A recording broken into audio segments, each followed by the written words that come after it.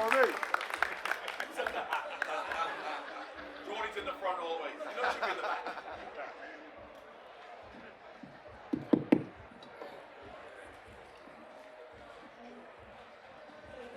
What a lovely setting this is.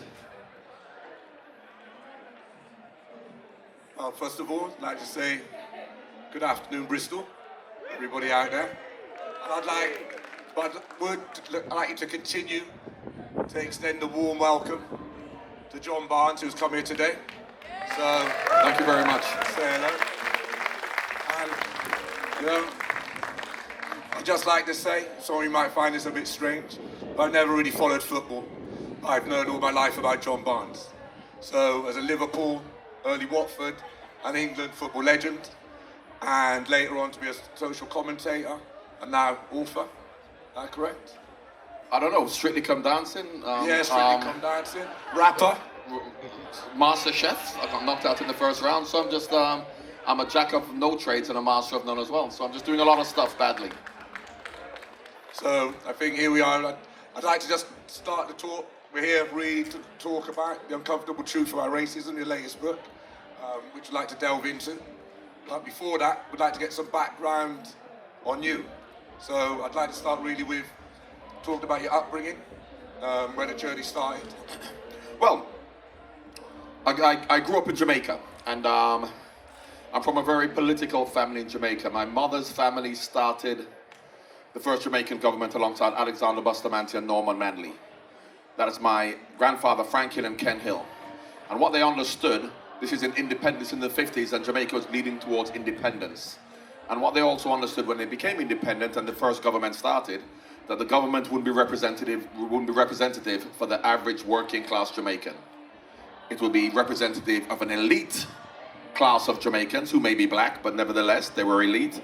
So they broke away from that party and started the first trade unions, because we've known for many years that privilege and elitism, when you look at racism, for it, you have to look at it from a class, a privilege point of view as well. So they understood that. So they were always talking about what was right for the working class, be they black, be they white. And so that was my upbringing, my political leanings. On my father's side, he was a colonel in the Jamaican army. He went to Sandhurst. Obviously, all the army officers from Britain or from any other colonies, if you wanted to be an army officer, which is an elite organization in Britain, my father went to Sandhurst. He was at Sandhurst with Andrew Parker Bowles, who was Camilla's, our future queen, sorry, should I say, ex-husband. And when we then came to England, my father was sent as military attaché. He was posted to England as military attaché when I was 13 years old. And Andrew Parker Bowles used to come home to our house for dinner every now and again. He wasn't with his wife. I wasn't sure where she was, and my dad said, don't ask questions like that, you're not old enough to understand. So I'm from a very privileged background. As much as I'm black, I'm Jamaican, the family didn't immigrate, my dad's a diplomat, my mother worked in television, she's from a political family. I was privileged. We lived in Highgate, we lived in Golders Green, we lived in Mayfair. And as much as I'm black and I understand the nuances around racism, even when I first came to England as a 13-year-old, I saw the way that my black 13 and 14-year-old friends were being treated, and I understood and empathized with them completely in whatever they felt in terms of the discrimination that they were facing. Society showed them, wrongly, that they were inferior. I didn't experience that. Where I lived, my dad had a chauffeur, but I'm black. So therefore, when I started to play football, at a time in the early 80s, late 70s, when overt racism was very apparent, and of course back then any black player who received any racist abuse had to just get on with it, and a lot of black players who I completely empathize with, who felt horrible, they felt less than, but they had to bite their lip. I never felt that, because my life in Jamaica didn't show me that. Growing up in Jamaica as a 12, 13-year-old from an elite family, we didn't mix with working class black Jamaicans, because of course you do have, once again, you're talking about race, you're talking about class. We discriminated against black working class as light-skinned, privileged black Jamaicans. So my life in Jamaica wrongly showed me that I was superior to working class people, although they are black and I'm black. So when I came to England, and yes, I understand racism from a black-white perspective, but my life showed me in terms of where I lived, I could go, we had politicians and people coming around to our house. We had a chauffeur. I didn't feel when I'm at a football match and I'm playing football, because my life has showed me that I'm as worthy as anybody else.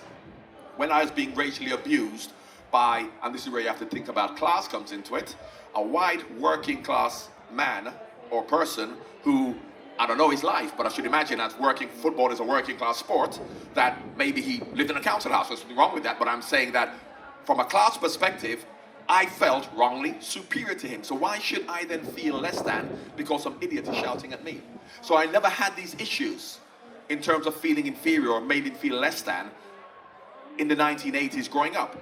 Now, once again, I have to temper that with saying to people, I completely understand every black player who is made to feel less than because of his experience throwing him that, but my upbringing never showed me that. And what I decided to do back then, from I was 17 years old, and I'll tell you why, sorry to go on for long, but I just want to give you some context around it, why I decided, since I was 18 years old, not to complain about whatever I go through as a black footballer, who's earning more money than most people, who can go to Downing Street, who can go to the restaurants, who can go to the bars more than the average white person. What I decided to do back then is not speak for how terrible my life is, but to speak how terrible the lives are of the average black person. And I'll tell you why I did that. Because I remember, and when I talk about, we happen to have been playing against Arsenal. So I don't want people to say I'm saying Arsenal fans are racist, because Watford fans racially abused people back then, or the society that was happening. And as you're going from Arsenal to Watford on a Saturday along the Holloway Road, and I'm in the coach after the game, having a nice fillet steak and a glass of wine at 18 years old on a nice coach, and on the Holloway Road, you got lots of fans who happen to support Arsenal, and they were racially abusing me and Luther, throwing stuff on the pitch. Sorry, at the stake, I never felt threatened at all. And people are saying how terrible it was to be for me. And when I looked out into that crowd on the Holloway Road of these Arsenal fans, lots of National Front Arsenal fans abusing me, and I never felt threatened. Interspersed amongst them, I saw average black people going along their daily work, going into shops, shopping, cowering in corners, hiding, and no one's saying how terrible it is for them, because it's much worse for them than it is for me. And that's what we've seen ever since. We're talking about supporting a black elite or a black group of people who are privileged, and not talking about the average black working class person, or the average woman or the average gay person. And that is really what the book's about. It's not about supporting the Idris Elbas and the John Barnes. It's about supporting what's going on in the inner cities, real life crime, education, lack of opportunities, and that's what we have to focus on. Well, I think there, really you've come in with what the title of the talk was. And I'd like to let people know, I didn't know much about John before I knew I was going to be interviewing John Barnes. And even when I came up with the title for the talk, which was Exceptionally Black, the Silent Minority, what that was put together for was that we have people that have excelled, and they have positions where they can shine a light on the issues of others, but often they've chosen not to. And that was really what part of the talk wanted to delve into, the fact that you've chosen to speak out and speak on the behalf of others, Yeah. which it can, I believe in some situations, have a detriment to the position people have got themselves into. But because you've come from a middle to upper class background in the beginning, you, in a sense, don't have far to fall. And your upper class upbringing affords you, in a sense, to use the term, that privilege. Absolutely. So, but how do you feel responsible, or do you feel that you have a responsibility to actually do what you've chosen to do? I have a responsibility to, if you have a responsibility, if you feel you have a responsibility to make a change, who do you want to make a change for? Now, what I say is that I refuse to capitalize on negative aspects of blackness, in terms of the perception people have of black people, while not enduring the everyday reality of being black. And I don't experience the everyday reality of being black, because John Barnes can go to Downing Street. I can go to the front of the queue. So I won't capitalize on the negative aspects of being black when I don't endure the everyday reality. The people who endure the everyday reality are the average black people who no one speaks for. And once again, it's called The Uncomfortable Truth About Racism, but it's also an intersectional book, because the average woman, the average gay person. So it's about the average person, and they're the ones who live the everyday reality of discrimination. So I will not use their plight, I will not use George Floyd's plight to say give John Barnes more. Let's get Idris Elba more of an Oscar, because if we then feel that that's going to change things for the average person, we're wrong, because that's been happening for years. For hundreds of years, you've had black elite, you've had female elite, Margaret, Cressida Dick, female chief of police. We believe that things are going to get better for women because she's chief of police. Not in the environment we live in. Obama was black. You've always had a black elite, and nothing changes for the average black person. And we think the representation of putting more black people in power is going to change that. Now, if you look on television now, you see an over-representation of black people. There are 3% black people in the country. There are more than 3% black people on television, I can tell you. But does that change anything in the inner cities or for the average black working class person? And I'll tell you why I feel this one, why we're doing it the wrong way. Because if we feel the solution to the problem is to get more black people in positions of power, and things will change for the average black person, why haven't things changed for the white working class when white people have been in power for so long? And you still have lots of underprivileged, disenfranchised white working class people. So the solution is not to get more, and even from a black perspective, because this revolution, as I call it, or this fight, is relatively new. It could be 10, 20, 30, 40, even if it's 100 years. The white working class have been disenfranchised for 1,000 years since the Magna Carta, and they've given up hope in that, let's get a white working class person up there, and then it'll change for us. Because Alan Sugar is working class, so you think any white working class person looks at Alan Sugar, multimillionaire, and say, oh, a white working class person's made it, so we're gonna make it. Because they understand that it's not just about race or class or privilege, it's an intersectional conversation to have about capitalism. But let's not get too much into that. I think we can bounce back into that. I think coming round back into exactly what you said. So I think a lot of what we're seeing through a slight fear from the system and the controlling powers of certain actions that have happened, especially over the last few years. And then we just see incredible amount of what I call window dressing, putting people at the front to make it look like there's a change. But actually all the mechanisms behind are the same ones that we know, that keep everything how it is. So I suppose something that's quite evident here with Bristol at the moment is we just had the passing of Roy Hackett. Now, Roy Hackett was instrumental in the Bristol bus boycott. So when the Windrush generation came here back in the day, in the 50s, it was acceptable to have signs in the windows that would say, no blacks, no Irish, no gypsies, no dogs were allowed in the premises. But also here in Bristol, there was a colour bar on the buses. So in the early 60s, you could either say, no, you can't have this job, mate, you're black. We don't employ blacks. So anybody that was actually classed as black at that moment could be just ignored for employment. So that was legal. But what this led to a Bristol bus boycott. So they led a boycott, they boycotted the buses, and they were able to force a change. So the thing is, how can we trust in a system that doesn't see or believe in a system that has shown us it doesn't really have any willing to change itself? And so activism is becoming more to ignite through trigger points. George Floyd, that was a point that rose up, made a lot of people frightened. And I suppose we could come into Bristol and we could talk with Bristol with its Black Lives Matter. We had that statue. Now, the thing with the statue was, it wasn't really the disagreement so much with the statue. There'd been 100 years of disagreement about the information around the statue, and especially in the last 4 decades, where people just wanted added to Edward Colston's legacy on there.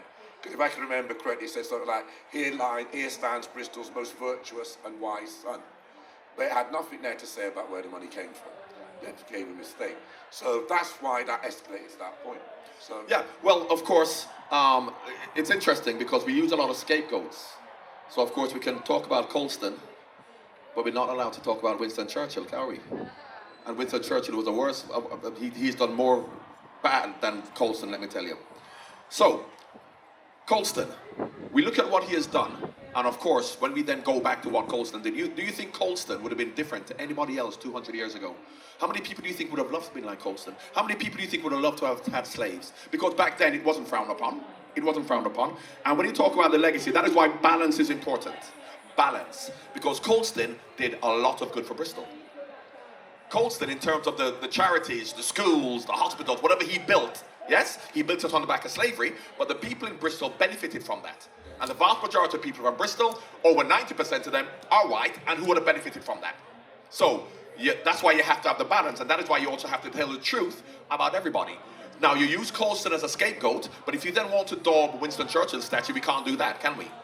So, there are nuances around everything, and what we can't do is go back in history and judge yesterday by today's standards, because the biggest cause of racism as we know it today was not slavery, was colonialism. Was not slavery, it was colonialism. And we are not talking enough about the effects of colonialism on Africa, on the Middle East, because it's very easy to focus on a minority in terms of slaves. Because you think about how many slaves would have been taken over from Africa to the Caribbean, and there would have been millions of them, but how many black Africans to this day, or even back then, are not only discriminated against, but their lives have been turned upside down because of colonialism. So it's very easy, because colonialism, when I say colonialism was more destructive than slavery, slavery was private enterprise. The East India Company in India, these weren't governmental organizations. Yes, it was supported by the king, but this is private enterprise which started capitalism. Yeah? Wholesale racism came about when you had to justify colonialism by then talking about the inferiority of black people, so morally and intellectually. Throughout slavery from the 16th century up until colonialism in 1880s, there was no talk about black or white inferiority. In fact, white people were all together. White people were a homogenous group of people who felt superior to black people, because in the 16th, 17th, 18th century, you had white people, the Irish, who were considered equal to blacks, and they were white. So the idea of racism really came about later. But I think the point I'm trying to make now is we really want to look at the way forward. We have to change the perception of blackness. Not any black individual. We love Obama, we love John Barnes, we love Stormzy. Change the perception of what we consider black to be from an intellectual and moral point of view. Well, I think that's more a question I had for Neil right at the end, really forward into this conversation. So, with the idea of race, which is a social construct which was created to divide and conquer sections of humanity to make part seem better than the other. So race in itself is a lie. Yeah. There's humanity, which is one people, which over a period of time migrated from the continent what now we know as Africa, and became all of what we have here today. We are one people. We're not divided into black or white or are these other things which we put there to set us against each other, which is, we got to be honest, they did a pretty good job. Yeah. So what we say is the creation of race is a lie. Yeah. But the actual outcomes and the realities of racism and what's been created from this is real and felt by all. Absolutely. So therefore, as much as it's a social construct, it is a man-made construct, because you have, for example, it's a gene that makes me black and a new white, if I'm pointing to somebody who's white. Just like a gene that gives a white person blue eyes or a white person brown eyes. They are black East Africans who are more closely related to white Northern Europeans than they are to black West Africans. Not the gene that makes them both black, but in other aspects. So who chooses what gene constitutes race? Why couldn't it be blonde-haired people who were, in fact, if you ever saw that film with Jane Fonda, which is interesting, I think it was called 10,000 BC, when they had cavemen and dinosaurs. That didn't actually happen, but anyway, that's what they had. And you had Jane Fonda being the blonde-haired, blue-eyed white people who were civilized, and the brown-haired, brown-eyed white people were the savages. Yeah? So, why is it that East Africans, who are close, some of them are more closely related to Scandinavians than they are to West Africans, because they share more genes, as I said, not the gene that makes them black, why aren't they the same race? So of course, to legitimize slavery, discrimination, disenfranchisement, in the Enlightenment period, when man's individual rights, forget about black or Indian, white people's individual rights came into being, where you're not able to enslave other white people because we're all created equal, but because it's a capitalist state whereby we do have to discriminate to be able to exploit others, you had to come up with this idea that there's some people who are separate to others. And that's, so what we consider to be racism, and we just take it as read, that, racism, black, white, has always been around. You had black Roman generals 1,000 years ago. It had to do with an identity, and that is why I say race should be an identity of a people coming together from a cultural point of view. That is why I say John Terry and Anton Ferdinand, I don't know the history between them, they are the same race. You know why? Because they both drive Rolls Royces, listen to Tiny Temper, wear their jeans around their ass, and drink Cristal champagne. Yeah? Now, why is John Terry being told that he's the same race as a white Russian who he has nothing in common with just because they're the same color? And in the 1955, the UNESCO passed a statement to then say and this only came about because of the Holocaust, because of course when Jews are being killed and they're white, we have to stop this idea about race. And they should have promoted the idea that race doesn't exist, but they didn't do that. They passed a statement to say race doesn't exist, and ever since then, we have been still going on about this idea of race. So we have to understand from a political point of view, from a capitalist point of view, that's the situation. Now, sorry to just go forward a bit, because people think I'm talking about equality, and everybody's created equal. But from a black perspective, because this is relatively new, this fight for equality in terms of the way we're actually doing it now. And a lot of black people feel, and they watch Black Panther, and they believe in Wakanda. And they think, once we get rid of racism, all black people are going to be, if you watch Black Panther, you know, we've got invisible planes, we're better than white people, we've got all of this going on, and we think, yes, because we've been great. Now, what I say is that, and you all have to look at what goes on in Jamaica and Africa, where they're all black and they're still discriminated against each other, a lot of it has nothing to do with race in that respect. Now, what I say is that once we get rid of racism, sexism, homophobia, and other forms of discrimination, the vast majority of black people, women, gay people will be exactly where they are. But they won't be there because they're black, because they're gay, because they're women. They'll be there because every human being has an innate ability and is endowed with certain qualities to work harder, to be brighter, to be willing to work hard. And that is the situation we want to get to.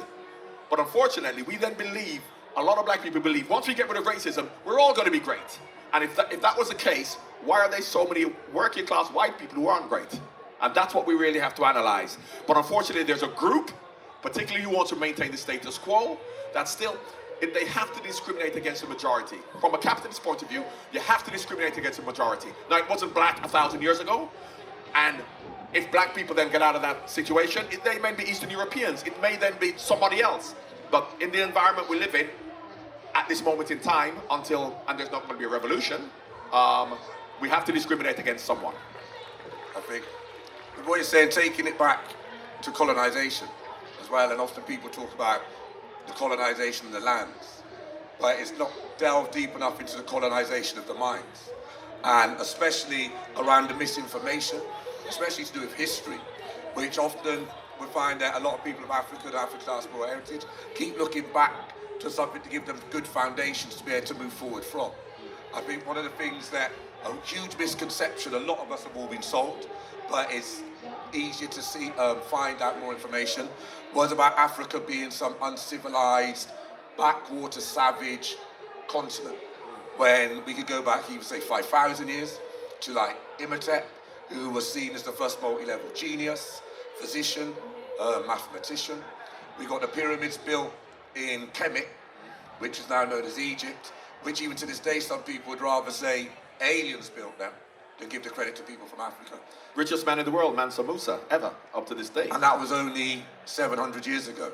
So this whole perception that Africa had nothing to offer and hadn't actually contributed to the world intellectually and culturally and through the arts. Bristol with the Benin bronzes, which they've asked back, Bristol's still holding them. But for a long time it was saying Africans couldn't make something this beautiful. But a lot of this has been used for the power dynamic that's been put there. But we have to come further forward to even explain it even more. And what has worked against this perception of black equality or black excellence or black brilliance or black modernity is the idea that we're actually saying when we talk about slavery. And I'll tell you why. Because we're selling this story that white people went to Africa and these Africans were running around naked and they captured them. That was not the case. When the white slavers went on their ships, they had to kowtow and pay reverence to the black kings, the black governments, the black organizations who, because slavery was in Africa throughout, and the more we then say that white people went there and took 3 minutes, the more we then say these, no wonder they feel that Africans were backward. Because how can 50 million Africans, 100 million of Africans allow a slave ship of 40 white people, and there may have been 1,000 of them, come and just enslave people? Now, if you knew the truth about slavery and I'm not having to go at any Africans at all because it's a reality.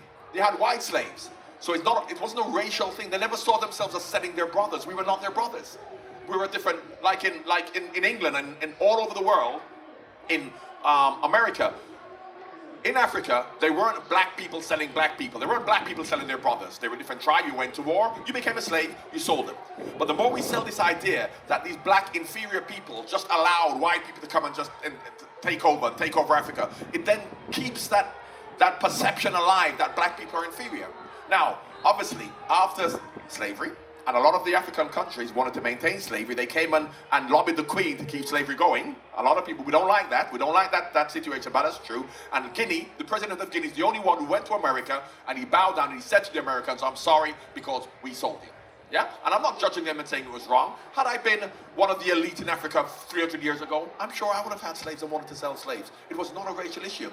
Then, when colonization happened, that is when Africa became disenfranchised and completely exploited, and the idea of black inferiority started, and we're not paying enough attention to colonization because colonization was done wholesale by Britain rather than slavery, which was a much smaller part by private traders, supplemented by Britain. So it's a very complex and nuanced conversation to have, how we deconstruct the idea of racism, and we're trying to simplify it. And I think with Bristol, especially here where we are now, was so instrumental in the transportation and enslavement of African people. And a lot of untruths have been written and recorded as factual history. We can, one of the first merchants from Bristol was William de la Font, who kidnapped, they weren't traded, they weren't bought off any African kingdoms or anything, they were kidnapped from Africa and taken to South America first of all. And even in the beginning, we've got like Queen Nzinga, who fought against the Portuguese, were the first ones to embark on trying to get into the interior. And they fought against the kingdoms in Africa. They weren't in how it's portrayed, yeah, in a joyful trade. Yeah. Yeah, they were invaded, they were terrorized, and in many cases they were overpowered. And then vassal kingdoms were put into place. So I could suddenly be the ruler of this place in Africa, but through the fear and the threat of the barbarianism that had been inducted to me by the people that invaded the continent. But a lot of this has been removed from even what we would say from our historians and historic books. Queen Nzinga was fighting against other African slavers. She fought against, because don't forget, the interior in Africa, you can't tell me that you had hundreds of white people going 300 miles into the interior to get slaves. They wouldn't be able to find their wares there. So that's why we have to have the balance about what slavery is all about. It was an economic exercise. It then became later when African countries became disenfranchised, and of course the West then took over Africa. But in terms of, you talk about Queen Nzinga, because if you look at the history of the slave trade from an African perspective, and you see how Dahomey was made rich of slavery, and it wasn't because white people came in, because they went and captured slaves, and of course they did trade, they got guns, and they invaded other African countries, other African tribes, if you like. So that's what I'm talking about, the balance. And the balance has been too far the wrong way. Now, I'm not going to say that obviously it's Africans' fault, but we have to have the right balance to give us a perspective as to what it was. It was about economics. Colonization was about racism. It was about racism 100%, to say these people are inferior, we have to Christianize them, we have to teach them the ways of our ways, where slavery was an economic exercise, and the balance is very important. And that's right, and we haven't had that. So to give both sides a full understanding so people can actually understand what happened through history, that is where it feels like we're heading towards that place now, where the story had often been dictated and recorded by the people that profited the most. And that's why we have a very Eurocentric perspective and lens on what it was. And if we move to the Caribbean, to where something that was brand new and the slave code was implemented, when for the first time people were dehumanized by law, and African people were then classed as just property, and all these endeavors were legislated and legalized to build the power structure to places that we see today as first world orders. It's the way, do we expect them to change willingly from these positions of power and control, or is it for the people to come together? Well, it's difficult for people to come together because people don't come together anywhere in the world. Now, once you're talking about the Caribbean, the greatest heroes in Jamaica are the Maroons. If you know about the Jamaican Maroons were runaway slaves, and Jamaica being bigger than most of the other Caribbean islands, whereby if you're in Barbados, there's just beaches for 10 miles. You can't run anywhere and hide, can you? But in Jamaica, where they have big country, you got mountains, runaway slaves were then free. And they were called the Maroons for 100 years. And the Maroons signed a treaty with the British to be free, as long as they caught other runaway slaves and gave them back to the British. These are our heroes. So this is nothing to do with racism, because the Maroons, when Sierra Leone, Liberia, Sierra Leone, when Sierra Leone, after the American Civil War, and a lot of the black American slaves went back when Liberia was created, and the British slaves went to Sierra Leone who fought for the British against the Americans. When the black slaves went to Sierra Leone and America gave them lots of land, disenfranchising the local Africans for their American Sierra Leonean returnee slaves, and there was an insurgency, black Maroons went to Sierra Leone to fight against the Sierra Leoneans to put the insurgency down. So this is the point I'm making about capitalism, elitism, economics, and this is the balance we need to actually have. Now, once again, I'm not criticizing anybody. I'm not criticizing the Africans who sold the Maroons, but we have to understand, because of course, and as you rightly say, to the victor goes the spoils. Who writes history? The victor writes history. So the history we've learned about white supremacy, and as much as it's a horrible word because we don't want to believe in white supremacy, but that is actually what it is, leads us to believe that there's a certain group of people who are superior to us intellectually and morally. And that is what we have to deconstruct, that idea. But moving on from there, I suppose actually we could sit around Jamaica and go back from, so with the Maroons, we had Nanny, yeah, and Nanny was one that led a lot of the uprising in Jamaica, and she actually did refuse to sign that treaty. And we don't know actually what happened to Nanny either, because she refused to sign anything that kept enslavement running. Yeah. And then after that treaty was out, they were given land, if I understand it is correct, which they didn't have to pay taxes on as part of that. But actually part of the treaty was that they went and rounded up, for their freedom, they had to still round up runaway slaves. But then after then, we had the Simon Sharp uprising, yeah. And then later on from that, we had the one from Paul Bogle. And I think in the recording, so it's to show that enslaved Africans, especially in the Caribbean, from I think as early as like 1540s, 1530s, fought for their freedom. Absolutely. But that's so marginally recorded. Absolutely. We believe it's Wilberforce. We think it's Wilberforce who fought for freedom. And what that doesn't give you an idea of people, because what that does, that gives society an idea that people just accepted their serfdom and their servitude rather than fighting for it. I think it made, for me growing up, it made me think they didn't understand that they were human or that they had value, and it was very painful. And then you find out, but that's the thing of how histories are recorded. And with Wilberforce and the abolition movement, it had come to a point that they were finding it very hard to keep the plantations and enslaved people held down. So I think it was Samuel Sharp, which was later, but before them, we jumped to Haiti. We had the 13-year war in Haiti, which became the Haitian Revolution.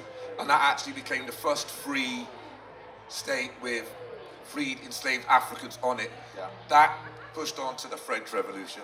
And a few years later, in 1807, we suddenly had the abolition, first of all, of slavery, and then later on the abolition of the slave trade. Yeah. But it's how these things are omitted from history. Absolutely. My cousin is actually the professor of, at LSU. He's just come here. My cousin, he came from Jamaica, who's a professor at the University of West Indies. Now he's here now with the London School, LSU, on Haitian slavery. And when you talk about a country that has completely left to rot, it's Haiti. Because don't forget, after slavery, after the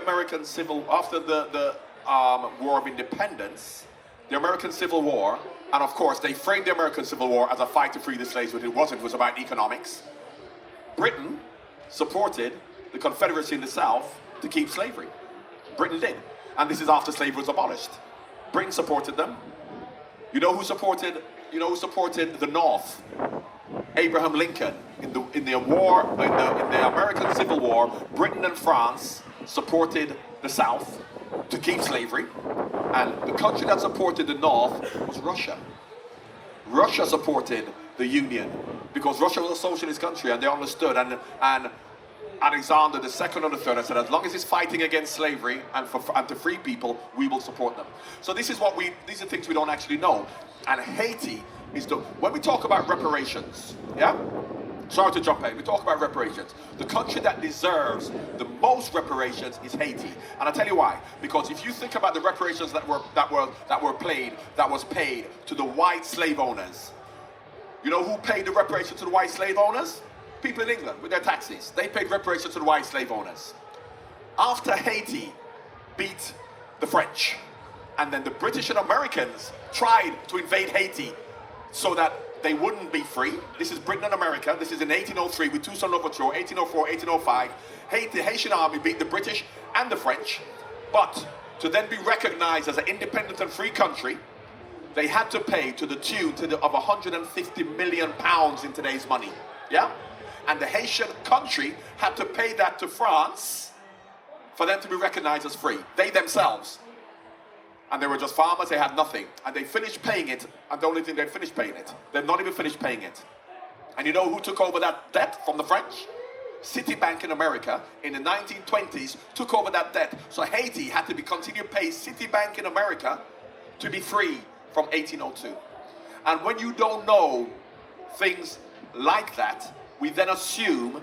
That is why when you talk about history, and I mentioned Winston Churchill, when you talk about history, we have to understand a fuller history of what's going on. Because history tells us that whatever we do here in the West, or from a British perspective, is right, and what the Russians do, or what the Africans do, or what other people do is wrong. So we can do anything we want and frame it as freedom, justice, a fight for democracy. But once the truth comes out, as it's coming out now about so many things of the past, that is when we can come up with a better understanding of the way the world actually works.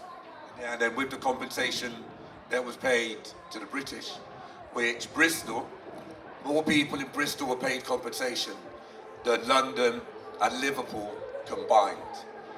And that compensation, which we've all paid for, was only paid back in 2015. The taxpayers have just finished paying that sums of money. So I think that brings me on to a question around media, around information, and around the internet and social media. A lot of this information now that we are receiving and being able to share amongst everybody is come about through access to information, which if you didn't go to the correct school or university, it was often closed off. We now in a society has so much more freedom of information, which is making a lot of these conversations come up, to be able to reflect and look to see where we are today. So how do you feel about, when you're looking at how the impact of the internet and what social media and these new mechanisms have compared to the old controlling? Well, of course, too much information may not necessarily be a good thing. And it also depends on how you want to interpret information. Because, of course, we live in a very binary world. And that is why, through clickbait and through just choosing certain snippets, you can form an opinion on something which may not be the truth. That may not be the truth. So just to give you an example, when you talk about information or what goes on in the media, and I just want to clear this up about Liam Neeson. Because I defended Liam Neeson. And a lot of black people said, oh, he's racist because he wanted to kill a black person, blah, blah, blah. So if you just bear with me for 5 minutes, I spoke to Liam Neeson about 3 weeks after that, and I just want to clear this up about the situation with Liam Neeson. I don't know if you all know about what Liam Neeson said. Liam Neeson was doing a film about revenge. I don't know if you've seen his latest film. It's about revenge, and he's doing the PR for it, and they asked him about revenge. And they said, has revenge, and the clue is in the question. They said, has revenge played a negative part in your life? There's the clue. Has it played a negative part in your life? And he says, yes, it has. He started to tell this story about Northern Ireland in the 70s. And he would have known people from the IRA, as lots of people did in the 70s. And he started to tell this story about revenge playing a part in his life in Ireland. He stopped himself after about 20 seconds because he thought, I'm going to get in trouble. I'll tell a different story. Unfortunately for him, it got him in more trouble. And the story he told, now bearing in mind, the question is, has it played a negative part in your life? He said, yes. He said, my cousin was raped by a black guy in the 70s. He said, for 1 week, he said, I hated black people. I wanted to kill any black person.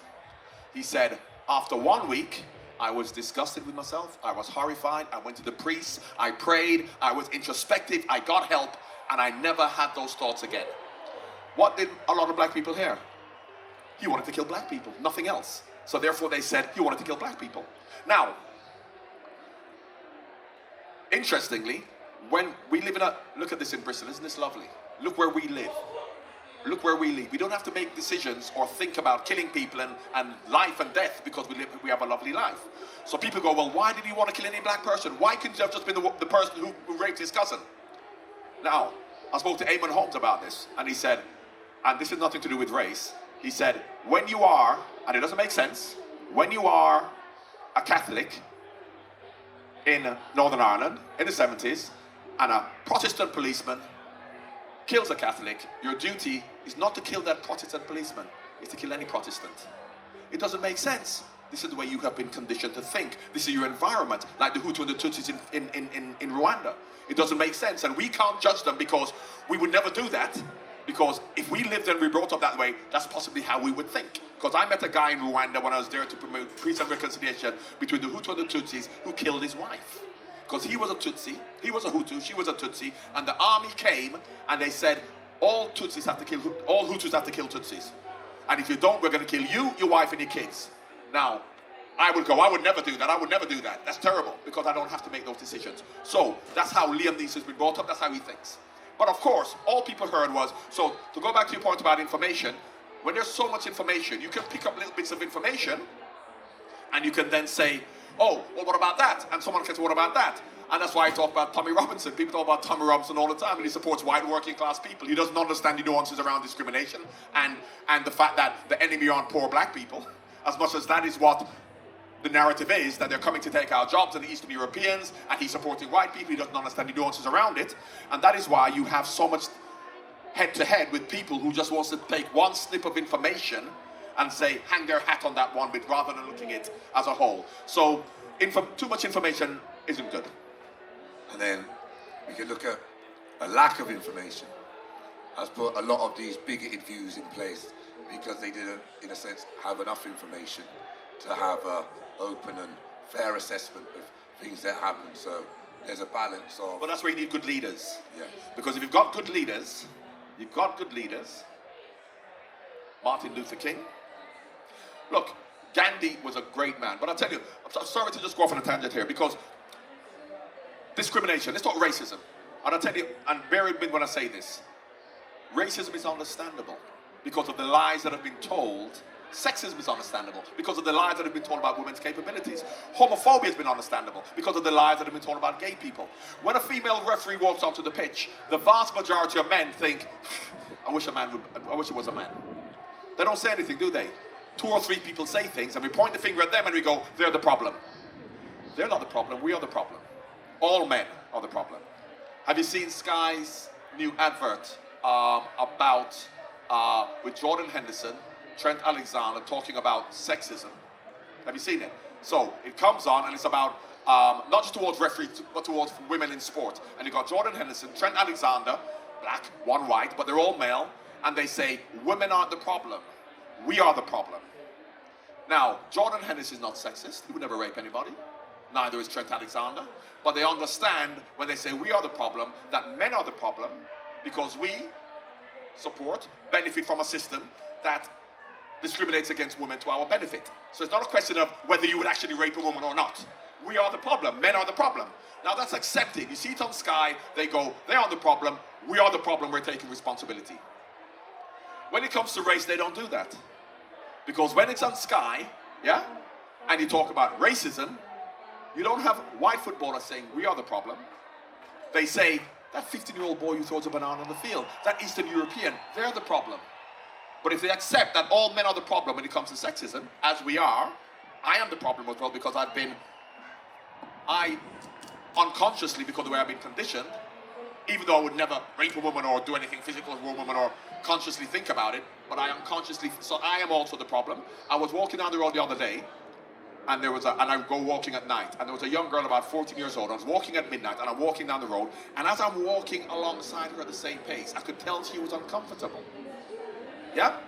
Now, I should have been indignant. I should have said to her, who the hell do you think I'm going to rape you? Why do you feel that way? Because I'm not a rapist, and I should be angry at her for feeling that way. And I said, hang on a second. No, I know I'm not going to do anything to her, but life has shown her shown her that men, and of course I'm not one of them, so I empathize and understand that she's feeling intimidated, so it's up to me, as much as I'm innocent and I've done nothing, to make a change. I cross the road. But unfortunately, when it comes to race, we feel that because I would never racially abuse somebody, I'm not racist. Because I would never rape a woman, I'm not sexist. Because I wouldn't beat up a gay guy, I'm not homophobic. But we all are to a certain degree, and that's what we have to challenge within ourselves. I think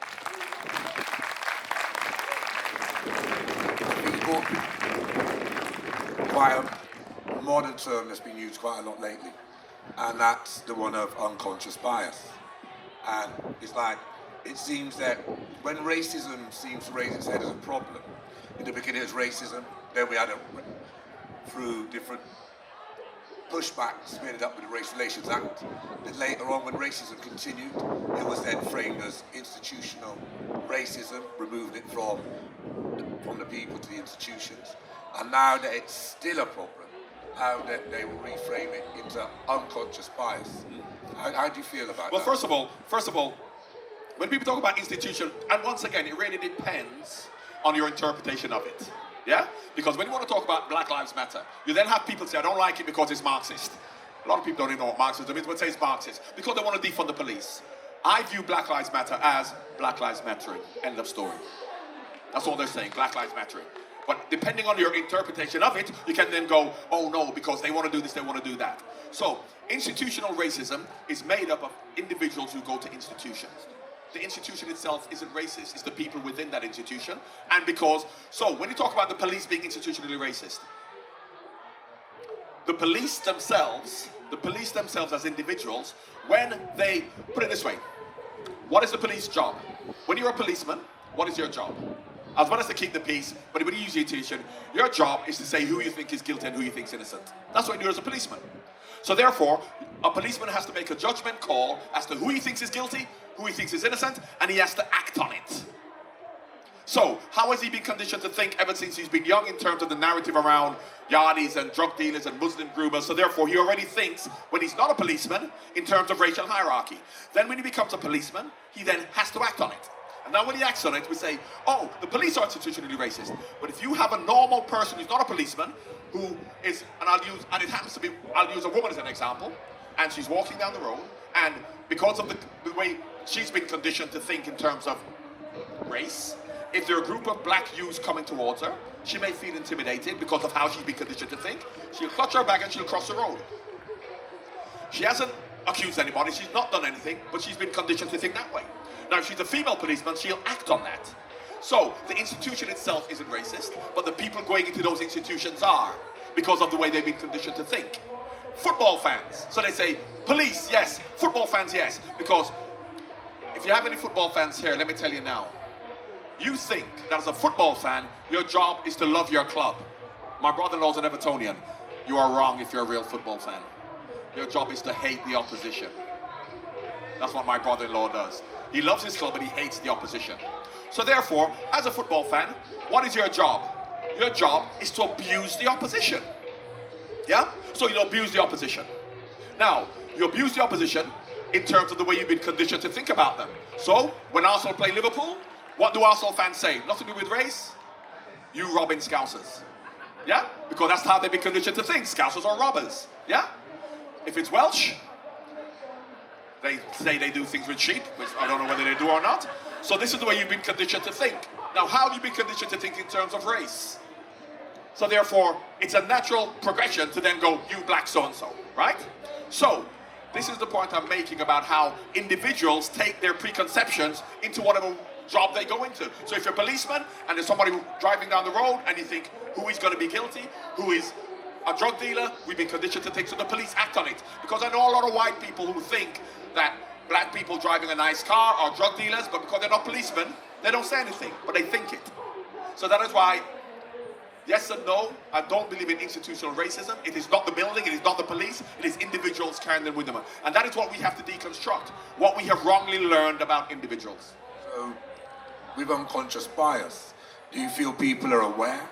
Or do you believe that by saying it's unconsciously, that they are not aware, that they will, I get it all the time walking down the road. I see a gentleman who pass someone, they touch where the wallet is in their pocket, or they touch somewhere else. Yeah. And in a sense, they're identifying it. And every now and then when I'm feeling childish, I said, if I was going to rob you, your wallet's in your back left-hand pocket.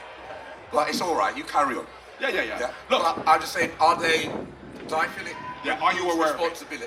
And it's a bit of a misnomer. How can you be aware of it's an unconscious bias? How can you be aware of it?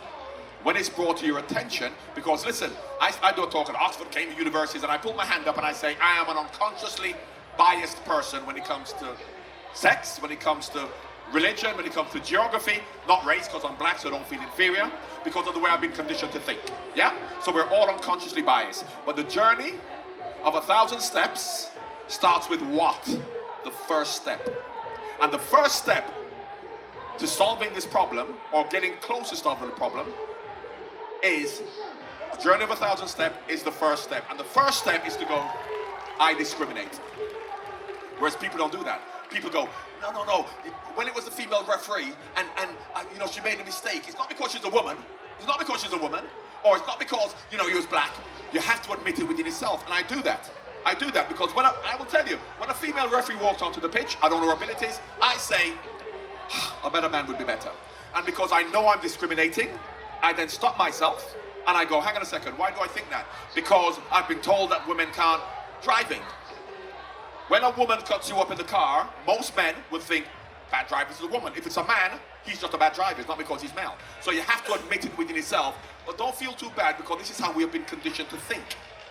But unfortunately, put it this way, if you're going to go to war and you see, you're going to go to war and you see a skinhead with tattoos like that on this side, and you see, and another man, but he's gay, and he's obviously gay, who would you want to go to war with? Now what happens is, when you go to war with them, and you see that the skinhead big muscle man is a coward, and the gay guy, who's obviously gay, is a hero, you'll then go, yeah, I knew it could be, I don't discriminate. But what is your initial thought? Your initial thought is, how have I been conditioned to think, initially, about somebody's worth? And the initial thought is, oh, white people are superior, men are superior to women. Southerners are superior. Not Bristolian, should I say, Southerners. We know those Southerners we're talking about in the capital, not you Southerners down here. I got off the train at Euston last week, and as I got off the train, I was walking to King's Cross, so there's a building site, and there's the two white builders, the foreman and the worker, and the foreman said to the guy, they're having this discussion, I don't know what they're about, they're both white, and he said, that's a very northern attitude to have. So we know the way people feel about northerners, and they're all white. Do we think that if Boris Johnson had a Bristolian accent, he would have survived? But when he talks like he does, Boris Johnson are very posh, we have a perception that he's superior because he sounds posh. So that is why I say racism is understandable. And to solidify that point and to make it so obvious is that one of the greatest freedom fighters in the world, in history, is Mahatma Gandhi. Yes? So Mahatma Gandhi is fighting for the lowest of the low Indian to be accepted. Mahatma Gandhi went to the temple in London as a lawyer, so he would have had a Western education. But he then knows that any Indian, under the right circumstances, has the potential of any white person. Because him being Indian has got the potential to be great, and he is great. So he knows that other Indians can. What a great man, fighting for the lowest of the low Indian, the untouchables, because he knows they're equal to white people. Mahatma Gandhi, great man. He goes to South Africa. And in South Africa, he sees the way that the white hierarchy are treating Indians in the same way that they're treating black people. And Gandhi says, why are they treating us like those black savages? These black savages are so indisciplined, uncivilized, and us Indians are better. Now, Gandhi's a great man. So if the great Gandhi can think in terms of racial hierarchy because of how he's been conditioned to think, what chance has the average person got in terms of the narrative that's been told? So I don't blame racists at all. I blame the environment that makes them think that way, and that's what we have to challenge. But we believe, just come down hard on a 15-year-old racist football fan and some Eastern European referee and get rid of them and everything's going to be okay. We have to challenge and deconstruct what we have learned.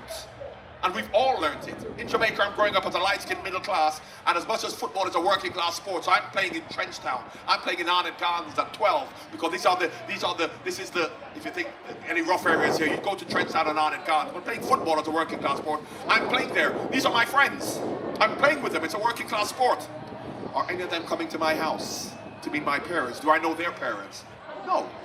No. So even we discriminate, and everybody's black. And that's what we have to understand, because we've been conditioned to think in terms of hierarchy, even in black countries as well. And this is what we have to understand. It is not just a black and a white situation. You have to look at it in many different ways. Let me just say one more thing. As much as I can't say one more thing, because something that is a hot topic is white privilege. White privilege. And once again, you can take little snippets about white privilege and say, well, what about, and it was that actor, whatever his name is, talked about, what about the white working class? What's his name? And he has got a sister who's an actor as well. Whatever his name is. So, and although white privilege is a thing, we're doing it the wrong way around. We're not explaining it properly. We're not explaining it properly. What we're doing is we're showing a black elite and using a black elite to then give examples of white privilege. So, Idris Elba can't get an Oscar. John Barnes can't get a job as a manager. The England players got abused after missing penalties. Yeah? So, we're talking about white privilege. How can you say to a white working class person who can't get a job, he can't get a house, he's living on the streets, that he's privileged to be white? Because he does not feel the benefit of that white privilege.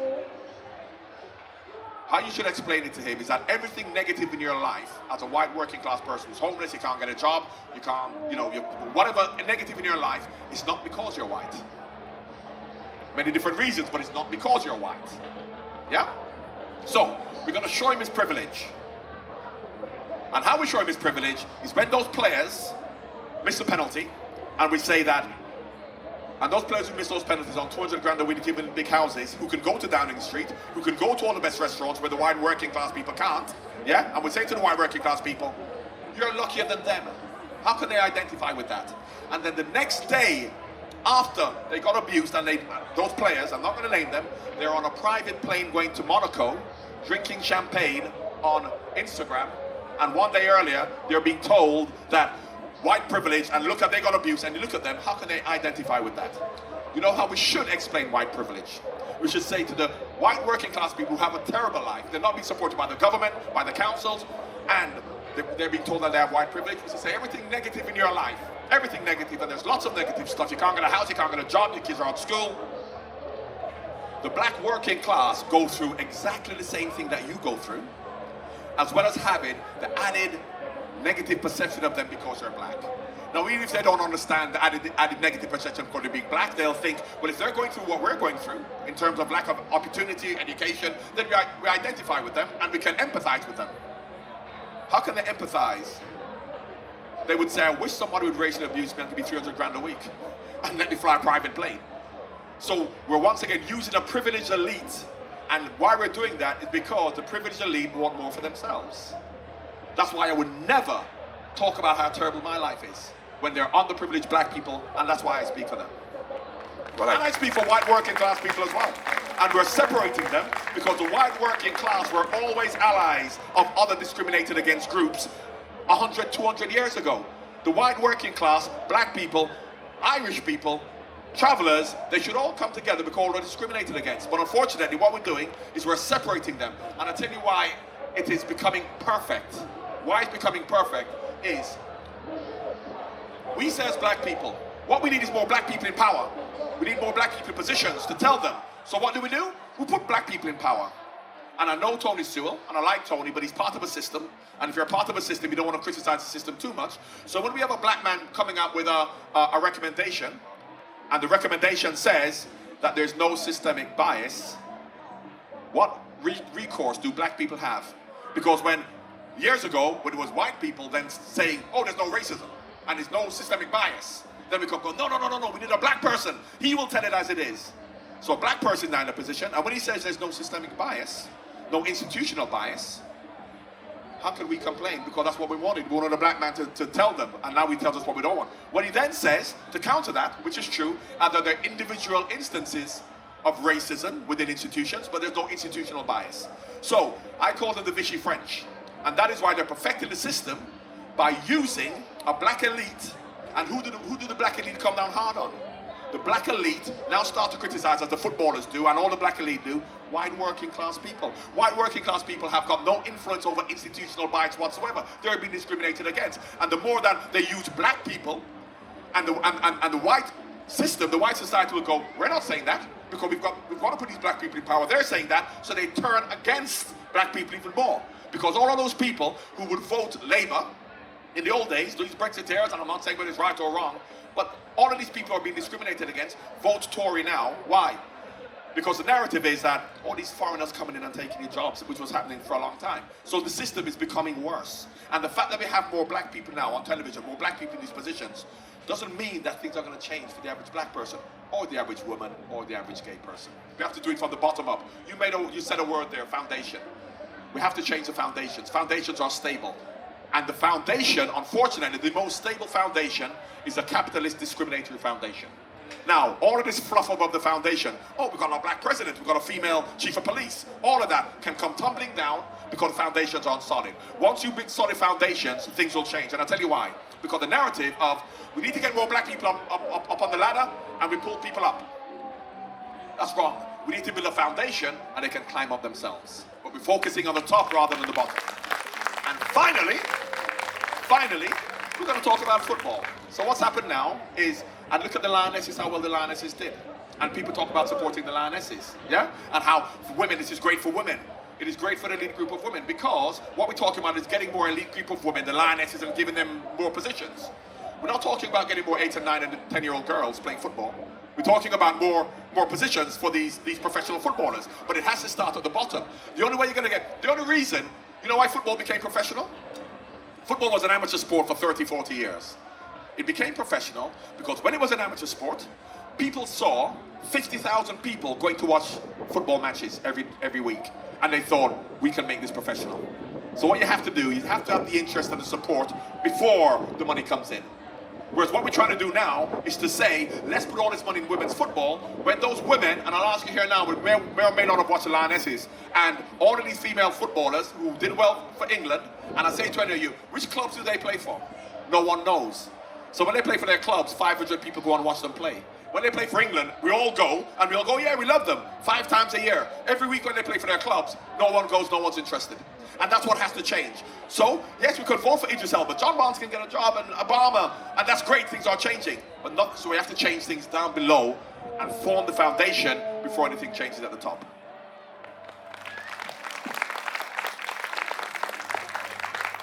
I think we definitely need to put some new foundations down and build some other houses instead of looking to want to sit at somebody else's table that's only really prepared to give you scraps. And I think that is a problem that seems to repeat and repeat. Well, when you say sit at somebody else's table, the problem is we are all separated. That's why this is an intersectional argument of people coming together who are disenfranchised rather than being separate, but we are.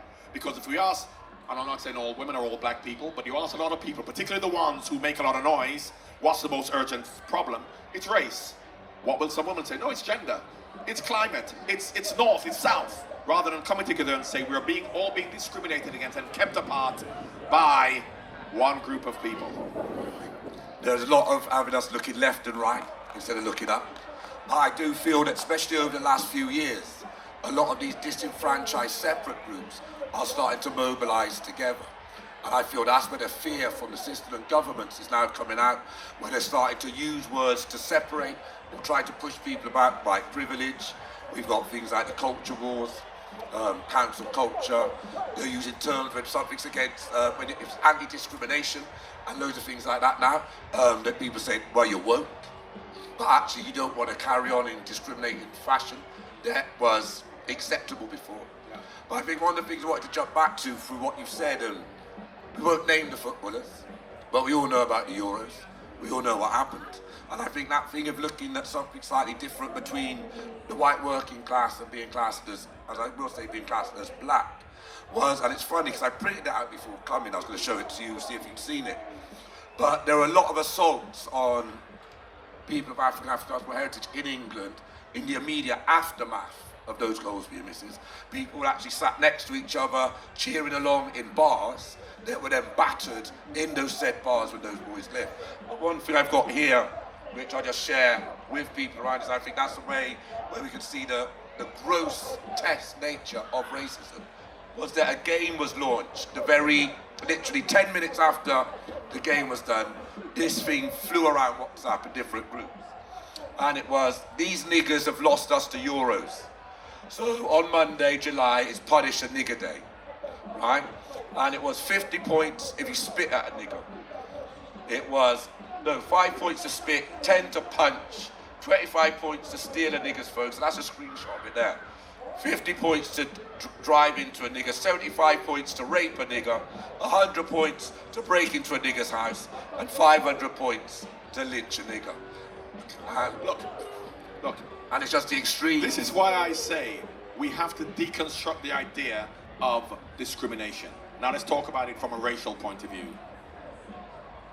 Did we really believe, because of whatever, in the last, until the Euros or until may it have been Brexit that emboldened more racist people to come forward, did we really believe that it disappeared? Funny enough, Because we didn't hear it anymore. You speak to any black person at a football match and we go, oh, racism disappeared because you're not allowed to do it anymore. Then all of a sudden, everyone's surprised that it's happened. Black people aren't surprised. Black people aren't surprised. Because we're trying to come up with a simplistic way to solve the problem. And the simplistic way is like, you know, everything you've learned for 200 years that has been cemented in your brain towards Muslims and blah, blah, blah, and the media continue, it's wrong. Why is it wrong? Because we're all equal. All right, yeah, I believe in equality now. So you know when we believe in equality? And this is why it's unconscious. We believe in equality when in the quarterfinals and the semi-finals, Raheem Sterling scoring goals and we're playing well, and Gareth Southgate talks about this new homogenous England team coming together. This has been going on for hundreds of years, whereby people forget that this has happened in the past. And as Einstein said, definition of madness is keep doing the same thing and expecting a different result. And we're doing the same thing and expecting a different result. I played with Gareth Southgate, and as much as now we have to, from a politically correct point of view, and have to be seen to be saying the right things, and he says this new England team coming together with black and white players. I said, I remember playing in a game in 1984 for England when we had 7 black players on the pitch. I remember in Euro 96 we had a black captain. There were 8 black players on the pitch in 2002 when Son Campbell was playing. Why are we trying to pretend that this is something new because we now come together? And Gareth is saying we now come together. So, if all it takes for us to go back to the old ways of things like that is for a black player to miss a penalty, did we really believe that we'd come together to begin with? So this whole idea of, yeah, things have got better because we got Cressida Dick and we got Leo Varadkar, gay prime minister, aren't things great? This is how we've been conning people until all of a sudden it takes something as simple as missing penalties for all of a sudden things like that to come out. And that is why what we're doing, and unfortunately what we're doing now is we're teaching people how not to get caught with language. So as long as you don't say this and you don't say that. And I'm never going to do this, because of course on Sky you can talk about Peter Beardsley said this and then some other white player said that, so now let's ban him. I don't want to go on to all of them people on Sky who I played with and say to them, listen, I played with you. What did you use to call me? As much as you've not been caught. So we're teaching people how not to get caught. We've got to stop doing that and teaching people how to change the way they think. Not still think the same, but say nothing, because your everyday actions in life would always mean that you can discriminate, and we're perfecting the way of you being able to discriminate without it being illegal and without being caught. And I'd much rather know somebody who's racist than not. I think the thing with that is, I can remember before the game, my son who's not here, he's 23, he was like, but we're all together now, Dad. It's all better. And I remember looking at him thinking, you're so naive when you're so young. And when they stepped up for the penalties, and they missed the penalties, of our generation, we knew what was coming. Straight away. But the funny thing is, my 23-year-old son, he was shocked. And what I say a lot when we go out to talks now, it gets tiring explaining the obvious to the newly surprised with what we see, because so little has changed. But going back to your Einstein quote, so going to the system, going through the same routes to try to move us forward, but still, we might took a half step on the 1,000-step journey. What do you feel is some of the things that we should be looking to do to create the changes that I believe we all actually want to see? We haven't taken a half step. If you want to talk about Western racism, for example, after the American Civil War, they took a half step with Reconstruction straight after the Civil War. 1870s, Reconstruction, black people had the vote. Black people were in the Congress, black people were in the Senate. 20 years later, Jim Crow laws came out, and they took a step back. We took a step many times in between, from the 20s, from the 30s, from the 50s, civil rights movement. Then we take a step back. We took a step forward, then they missed the penalties, we took a step back. Unfortunately, in the environment that we live in, we're going to have to discriminate against some people. Now, we're looking at a black elite now who are doing quite nicely for themselves. If you look at television, you look at music, you look at, not at the very highest level, because those people are always going to be the same. But we're taking a step back in, unfortunately, selling the white working class people a lie that the reason for the discontent are Syrians or immigrants or people coming to the country, very much like when in the 70s black people were coming to take out jobs on the buses and stuff like that. So we've taken a step back in the rise of the right wing all over Europe. In France, in Germany, the rise of the right wing, because disenfranchised white working class people, instead of knowing the reason for the discontent and the problems being what's going on at the top, and they're using, I call it the Vichy French, they're using a black elite in these countries to then come down hard on the people that should be coming down hard on. Because we should be allied, if we're disenfranchised as white people, as women, as gay people, as whatever, northerners, we should be allied to the white working class. Because the biggest responsibility, and we live in a democracy, the biggest responsibility England has, should have, if you want to get voted into power, is the white working class. They're the ones who are going to vote you into power. But if we all stick together, the white working class will then see that it is not black people, Irish people, travelers, the northerners, that is the reason for the discontent. They will put the pressure on the power brokers and the people that be to make better decisions for them. But unfortunately, they're being convinced the other way around, so they're voting for the people who are still keeping them down. I agree. So, through the mechanisms that we've got available to us, how do you see the best way of actually actioning that change? I'll give you a very simple example. Because of course, it's a very hard thing to run the country to change perceptions. The simple example, because we now have this idea that football and music and celebrities can change perceptions. And of course, if we make the Ukrainians win the Eurovision Song Contest, then Russia is not going to invade. All that kind of crap, where they have nothing to do with it. A black player, a black president. So, just a very simple example. Marcus Rashford. Unfortunately, he plays for Man United, but Marcus Rashford. Footballers can change the world. Footballers talk about racism, and footballers say what we need is we need more black people in the boardroom. We need more black managers. You know, we need black players to be given equality, all that kind of stuff, instead of talking about for the working class. Now, what Marcus Rashford has got nothing to do with race, but it has to do with underprivilege. Yeah? Marcus Rashford used his platform. What he could have done, 200 grand a week he earns. He could have gone, here's 200,000 pounds a week, go and feed yourselves. He used his platform to change government policy towards underprivilege.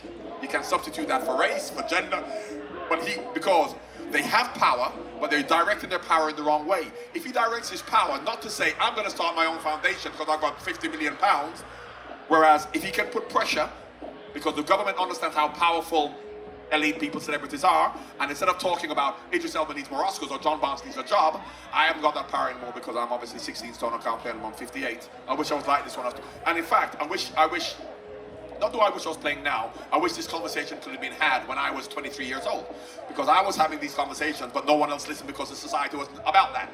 So Marcus Rashford used his platform to put pressure to feed underprivileged kids for years. Yeah? Now, instead of talking about, which is fine, Raheem Sterling or a footballer saying, oh, let's ban Eastern Europeans and ban the Montenegrins because they throw bananas on the field, and say, yes, we have to do both, this is important.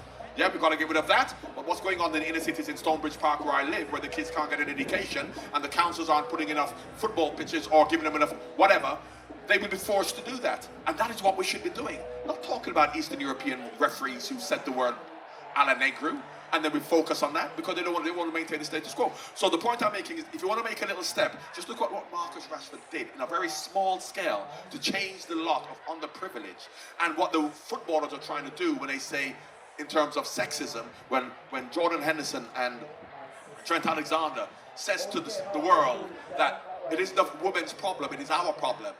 Our problem. Like what Marcus Rashford's done. You've got Lewis Hamilton. He has his Mission 44 Foundation, which he's put millions of his own money in to create education streams to get more people into STEM, science, technology, engineering, mathematics, because he said when he's in the paddock, he didn't see people that looked like him, but he's putting that into inner city communities. And I think even Stormzy has created routes into university. I think he's partnered with Cambridge for inner city children who excel but don't have the funds to be able to go there. So he's put scholarships in. So yeah, Storms has done fantastic. I mean, the only thing with Lewis is that realistically, there aren't many white people in that industry. So never mind black people. So think that if you really want to do something, you can do something which will affect many more black people than saying you're going to be an engineer and a Formula One thing. It's like me saying, let's get more black footballers. We have to think bigger. We have to think bigger in terms of what's going to affect the majority of black people, not a niche market to help motor racing or a niche market to help football. So, Martin Luther King said in 1963, and this is where, and for me, this encapsulates the whole idea of when we talk about allies, and we all are good people, but we all discriminate, and we have to admit it, and we all think, we are all biased unconsciously. And Martin Luther King said in 1963, when he was in prison, that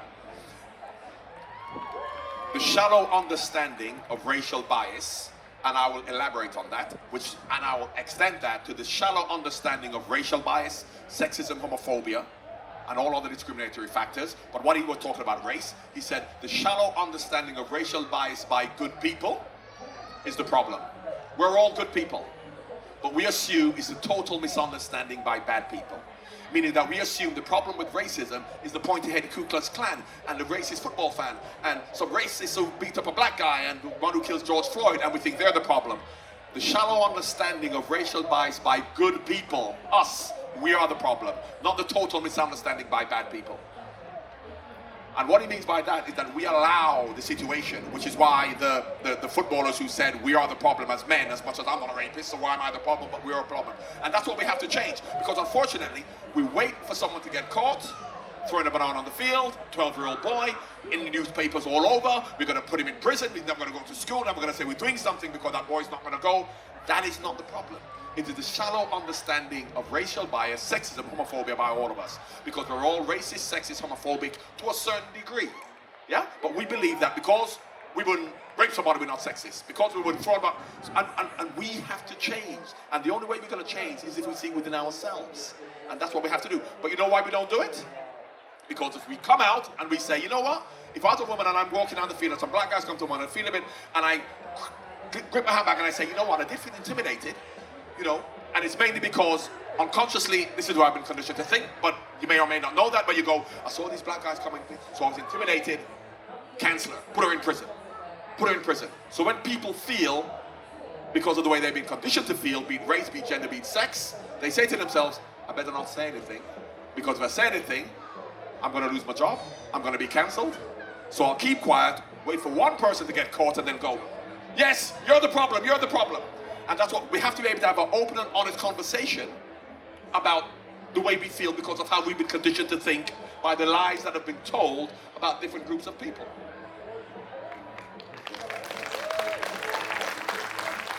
And I think that brings me to a statement that had been said over the last few years about how silence is violence and is the complicity nature of people to not actually speak up to what we commonly see and what we see around us. So much of the responsibility for change and the power to create this change is actually within our own hands.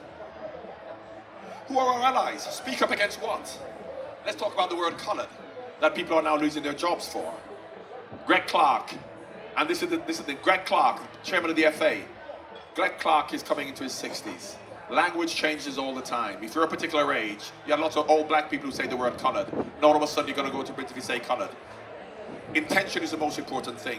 Greg Clark is trying to help the situation as chairman of the FA by saying, coloured people are great, coloured players are fantastic, we should give them, oh, he said coloured, let's sack him. Yeah? He then went on to say, because he didn't understand, he's 60, he's been brought up in a particular way, he spoke about gay footballers. Now, my age, I have conversations with and I'm not even going to say, because there's a camera here, about non-binary, and I don't even want to say the word, or whatever word I think I'm going to say, because I know it may be the wrong word, but my 9-year-old daughter, she knows what to say. If I say the wrong word, she's going to come hard on me. So that's why intention is the most important thing. Greg Clark went on to say that he would love a gay footballer to come out. He goes, the FA would support that gay footballer. I would love it if a gay footballer came out, because it's a life choice he's made. oops, said the wrong thing. It's not a life choice. But the point he's trying to make is that he wants to support him. But because he didn't understand it's not a life choice, it's just actually he's gay, so he's gay, whatever. But he got sacked because of that. So when you talk about we have to call it out, we have to be very careful. That's why people take intention out of most things and look at words, and they can pick up on a word rather than the intention. And I say to all these young people now, because I'm saying to my kids when they say you've said the wrong thing, Dad, because it's not non-binary, whatever, blah, whatever it is. I said, you know what's going to happen in 40 years? When you're 60, you're 70, you're going to be talking the way you are now, and it's going to change, and they're going to say to you, sack him, put you in prison because you said the wrong thing, and you're thinking, well, no, I didn't mean it that way. So that's why we have to be very careful when you talk about calling people out. Because, and I was very naughty actually with one of the organizations for discrimination, because of course now we're talking about the word colored, and you can't say colored, you're going to get sacked. And I said to this organization, I said, Stephen Pienaar, Benny McCarthy, they're from South Africa. They will tell you they're colored. Because colored people in South Africa see themselves as a separate race to black people and white people. They're a distinct race. They are colored. Oh, but they're wrong because they've been indoctrinated to think that way. So I said, what we're going to do, which is what white society did 200 years ago, is come to Africa to tell us and to educate us and tell us, Africans, that you're wrong and you're uncivilized. So now we're going to go to South Africa and we're going to say to those people, oh, you know, we say you're calling yourselves colored, you're not colored anymore. So what are you going to do about that? And they've now got funding in South Africa. So that's what I'm saying, intention rather than anything else is important. And I'm just answering your question when you talk about calling it out. Because I can get called out on so many things, not because of my intention, because of the words I use, which may not mean what it means now. And therefore, and you can go back to, and do we have the NAACP in America still? I'm sure we do. And what does that stand for? National Advancement Colored People. And we still have it. But you can't say the word colored. The intention and the actions are much more important than words, unless it's obvious words like we were reading out there. And this is why you talk about calling it out is so dangerous. Because people can have a binary situation whereby you said this, you said that, forget what you meant, you're not allowed to say that. And that is why calling things out is difficult. So I think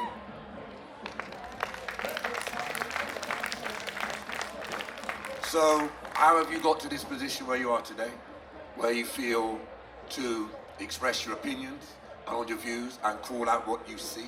And what has brought you here? Well, because I am, first of all, comfortably enough to do this within myself. I am also economically okay to be able to do this, because what I do will not get me a position in any of these hierarchies. Because from a black perspective, you need black people to go into the positions to blame white working class people, football fans, to get funding, because you can't criticize the system.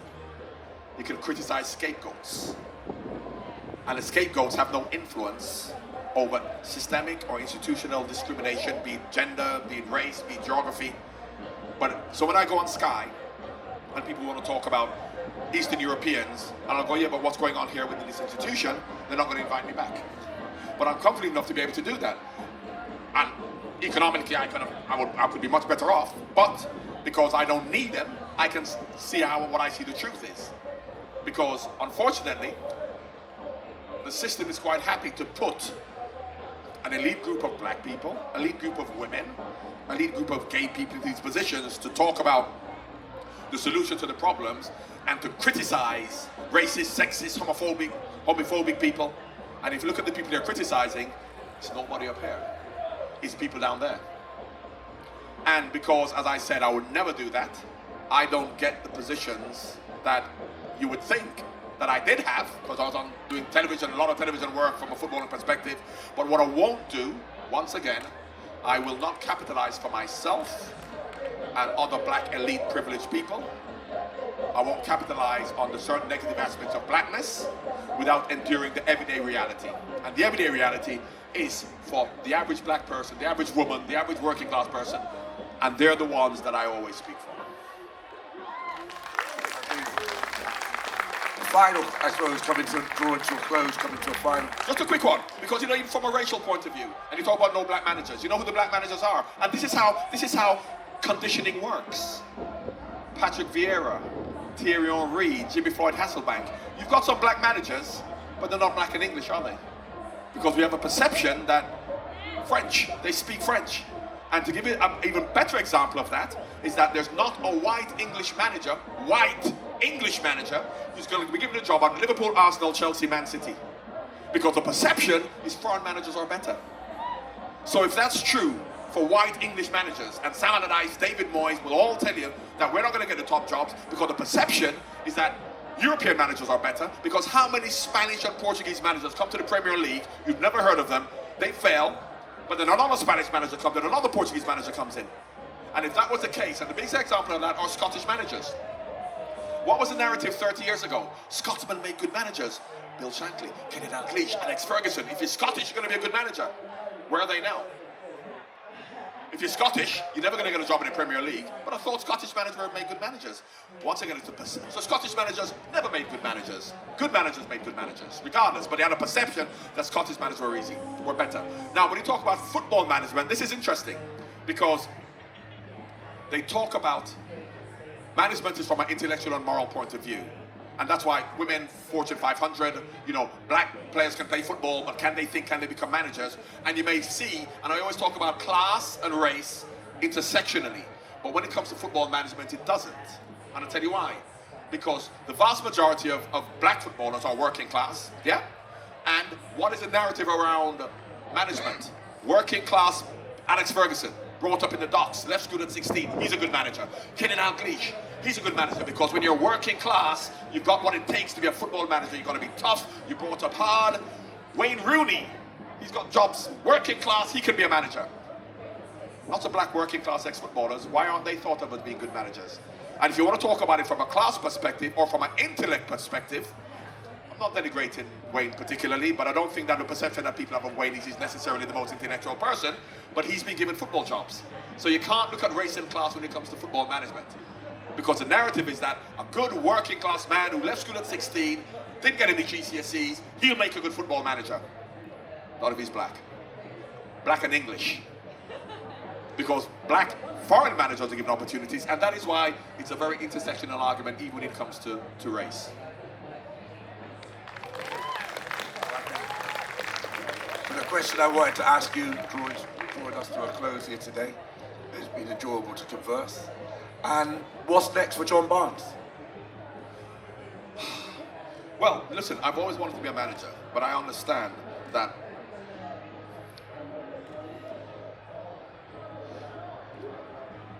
not just from a black perspective. Imagine a female manager, yeah? And we have a female manager in a men's game. And we would love that. And she wins the first 10, 15 matches, and we would love that. And we'd convince ourselves that, yes, we knew she could do it, we supported her. Then she loses 1 or 2 matches, and we'll go, it's because she's a woman. Whereas certain managers can lose 6 or 7 or 8 matches. And unfortunately, we are not where we are at the moment for black English managers to be given an opportunity, and a real opportunity. Because the opportunity is not being given a job. That's not an opportunity. The opportunity is to be given trust, belief, and time. And so many black managers have been given jobs, and they've lost their jobs. So many white managers have been given jobs, and they've lost their jobs. That's the nature of football, yeah? But if you look at it, and you look at the data, white managers are given longer to fail than black managers. Not longer to succeed, longer to fail. So therefore, the point I'm making is a white manager will lose his job. End of story if he doesn't win enough matches. But he will be given longer because of the perception we have of him. So I would love to manage, but the only way I can guarantee for me to be a success is this: if I lose a couple of matches, 3 or 4 matches, then people will still believe in me. Alex Ferguson took 5 years before he won anything. Jurgen Klopp in his first year was 25 points behind. There's no black manager who's been going to give me that time. And we're not there yet whereby we're going to judge somebody, be they male, be they black, be they female, be they gay, in that industry or other industries, who will be given time. So as much as that is what I would love to do, I don't think that society is ready for that yet. You can definitely see your love for the game, a love for the football. And even when you're saying that, it's brought me back to a piece from your book. Again, then when you spoke to somebody about how they feel that racism or things will be changing within football, and they were saying about, because here you're talking about how much better you would have to be to get a position that will feel so, but they were saying that they'd feel that change would come when they see the football club hire an average player, an average black player, not a great black player, A shit black player A as well. shit black player is what he said. That is why I So, say football is the because- least racist industry. Because in what job can a black person who's worse than a white person get the same job and get more money? And once upon a time when I first started, I was the first black player to play for Liverpool. There would have been lots of good black players, but the perception is they're not good enough. And you saw a program that Ron Notes did, the Crystal Palace chairman, talking about black players don't have the call, they can play in the positions whereby you don't think too much on the wing, then you can't put them in responsible positions. This was a narrative in the 70s and in the 80s. Now all of a sudden, you've got black players playing all over. Some of them are useless, not because they're black, so please don't say John Barnes says black players are useless. And they're getting paid the same as white players. That is why it's the least racist industry. But management, they're not black managers. Well, yeah, management is a completely different story here in England. As I don't have a great overview of English football, like I said at the beginning, I don't support a football team, I don't even follow football. I know you are. And I'd just like to say to everybody who's come out for this talk today, to say thank you. I'd like to thank John Barnes for his very honest and the opinions he took out to share. So give him a warm Bristol goodbye. Too kind, honestly. No, I don't want any praise. No, thank